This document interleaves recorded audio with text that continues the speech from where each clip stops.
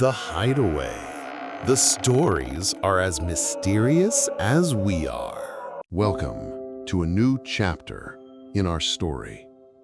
Chapter 1. The Occupants. The writer, Charles Pendelton.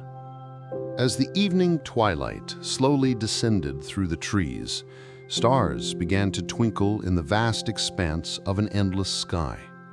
The day was Friday, July 3rd, 1970, and the occupants of 33 Halifax Road were settling in for the night. Little Bobby Bristol was causing a ruckus by running through the house with his toy airplane while attempting to replicate the sound of its engine in motion. His father, Rick, was in the drawing room working on an architectural blueprint, and it was at this moment that he began pondering the cost of gutting the place and building a soundproof room. It wasn't out of the realm of possibility. He just didn't want his wife and child to feel as though he was isolating himself from them. Which, of course, was exactly what he was intending. Without warning, Bobby's doting mother, Jan, began cursing at the clothes dryer for making that god-awful slamming sound. "Fucking piece of shit!" She kicked it, and the knocking sound stopped. "You'd better listen, or you'll be sitting curbside for trash pickup next week." "Who are you talking to, Mommy?" "The clothes dryer, honey." "Don't you know that it's not going to answer you?" "That's true," she replied, "but it certainly can listen." Brrrr. Bobby ran out of the kitchen with his lead-based metal airplane, and Jan was left to ponder whether they made the right decision moving out here. She missed the city life, the hustle and bustle of people moving to and fro without a care.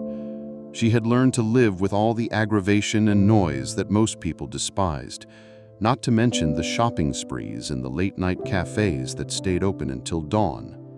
The yellow telephone on the wall rang, and for a second Jan was startled.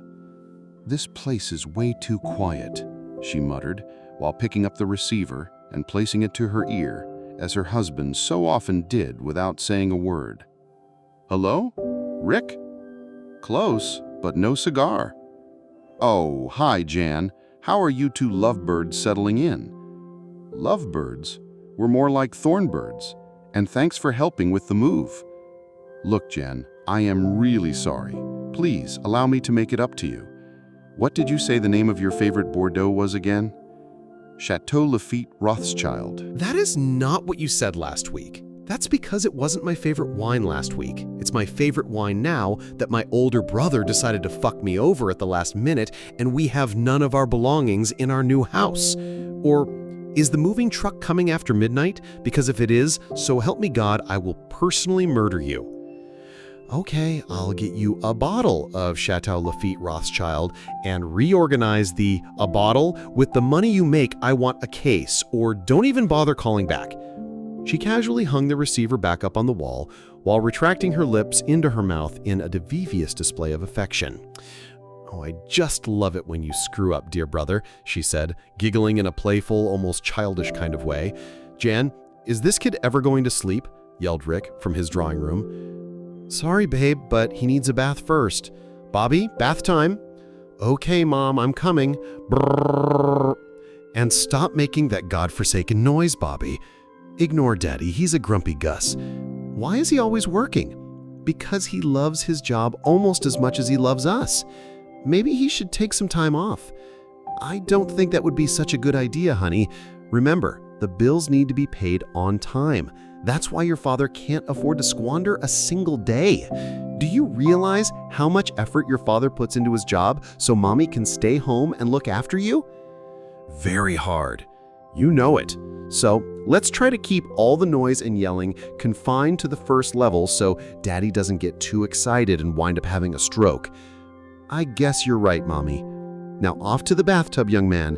"Aye, aye, Captain," he said, giving his mom a firm salute, before thrusting his fist down on the kitchen table and banging the ceramic bowl straight into the air, where it came crashing to the floor. Jan had a horrified look etched on her face as Rick bellowed from his study, "Jesus Christ, in a hammock!"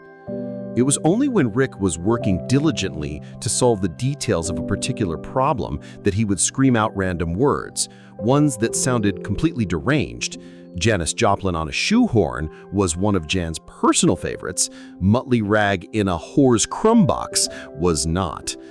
It all started the day Bobby was conceived. Rick used to swear every day at almost anything at the drop of a hat. That was until Jan gave him an ultimatum. Now he rattled off meaningless words while she swore like a sailor. I suppose it was an even trade-off. Rick came running down the stairs at lightning speed and entered the kitchen. "What happened? Is anyone hurt?" "It's nothing. The bowl slipped out of my hands. Really, we're fine, dear." "Then why is he standing barefoot next to a pile of broken glass and you're on the other side of the table in slippers, looking like a confused Julia Child?"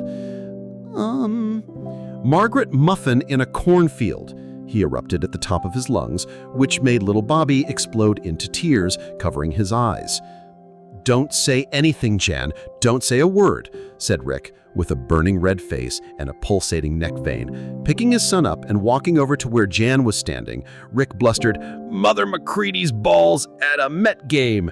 He then placed his son next to his wife before walking back up the stairs and slamming the door twice in succession. While Jan stood there, holding her face in her two hands, Bobby looked terrified. "I'm sorry," he managed to say, trying not to get too emotional. "Please don't cry, Mommy." Jan's body jiggled. She could not regain her composure and erupted into uncontrollable laughter. That made Bobby laugh too, and from that moment onwards, he never played with his little toy airplane again. Let us know how you like the story in the comments. Stay with us by subscribing to our channel to watch the second part of the story. We will publish stories continuously. Thank you.